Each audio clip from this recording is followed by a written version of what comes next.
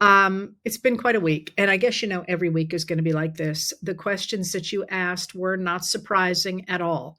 Let's start with uh, what happened last night when the Trump administration put pressure on ABC to get rid of Jimmy Kimmel.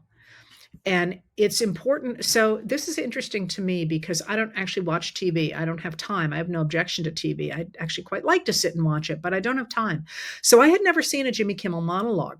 I just read the stories about why he had been suspended, not canceled, but suspended. And so I sat and watched the monologues in question. And what really jumps out to you is exactly what has been true this whole week about the use by the radical right of alleged commentary about Charlie Kirk to try and shut up voices that are critical of President Trump and the administration. And this has seemed to me very clear. If you haven't seen a Jimmy Kimmel monologue, you can go on YouTube and you can watch them. And they are just skewering President Trump and the administration. And crucially, Kimmel, according to what I read, Kimmel is attracting viewers in a younger demographic than somebody like Stephen Colbert, who also got pushed out of his slot on CBS.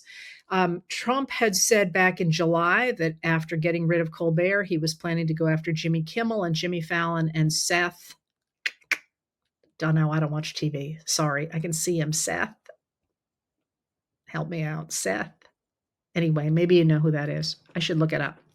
Um, um, somebody's I'm gonna no well anyway, he had said that back in July that he was going to get rid of these guys, and then of course his Federal Communications Commission leader Brendan Carr, who was in the past uh, allegedly in favor of free speech when it was a question of getting right-wing speech platformed in places where it had been excluded, went ahead and pressured the entities that manage ABC to get rid of Jimmy Kimmel. And this absolutely blew up because it is a direct assault on the First Amendment to the Constitution. So you remember the Constitution is finished in 1787, 1789. I can't ever remember, 1787, I guess.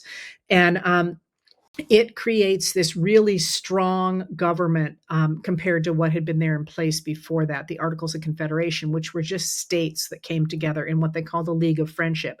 They're going to tear each other apart. They're going to tear the country apart within a very short span of time. So the framers decide to get together and write a new national government. And they create this strong national government. I just did a video about it. It's on my YouTube channel, and it's also on Instagram if you're interested in how and why they did it.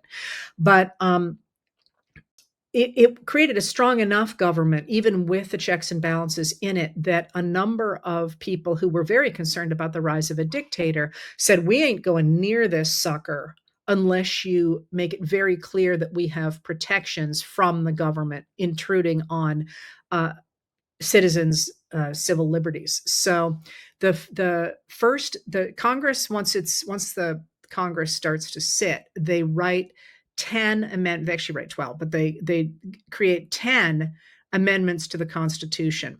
And those first 10 amendments to the Constitution, which Congress votes on and passes, and then the states ratify, are called the Bill of Rights. That's the difference between the two. There's the Articles of Confederation that don't work. Then there's the Constitution, which creates a very strong government. And a lot of people are like, whoopsie, we're not so keen on that because it looks too strong. We won't have anything to do with it unless you make sure it's written in the law of the land that we have certain protections.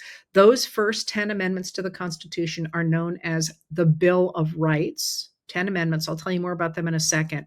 And crucially, those first 10 amendments all restrict the power of the federal government. I did this last Tuesday too, and I was like, it pushes back the federal government. And I know that's probably annoying to watch me do that at this point, but that is literally when I think of them, that's how I think of them, that they are pushing back the federal government. And I'm going to give you a little bit of an aside here.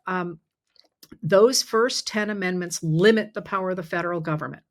The 13th, 14th, and 15th increase the power of the federal government. That's one of the reasons that there was such an outcry among Confederates about the 13th, 14th, and 15th, is because those increase the power of the federal government. And as late as the Eisenhower administration, there were reactionaries who still were pissed off about the 13th, 14th, and 15th. There's stuff in the Eisenhower papers about that. Anyway, when they wrote the First Amendment to the Constitution, the First Amendment, they put in it the pieces of the rights that citizens would require to push back against their government. So, first of all, they said, don't even think about coming at us with any kind of an established religion. I paraphrase, that's not the way they said it, but you get the point. You cannot establish a religion.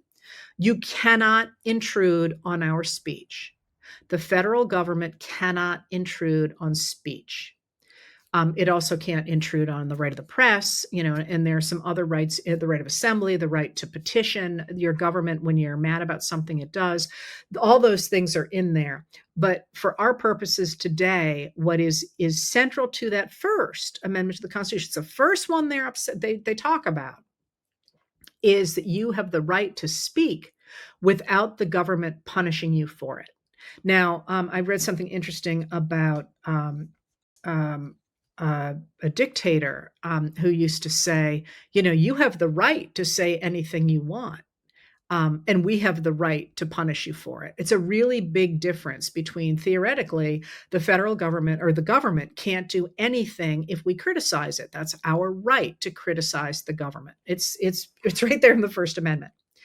The administration used the power of the government by threatening to withhold broadcast licenses and other federal benefits for regulatory benefits for the parent companies of, including Disney, by the way, of ABC, in order to get a critic of the administration pulled off the air.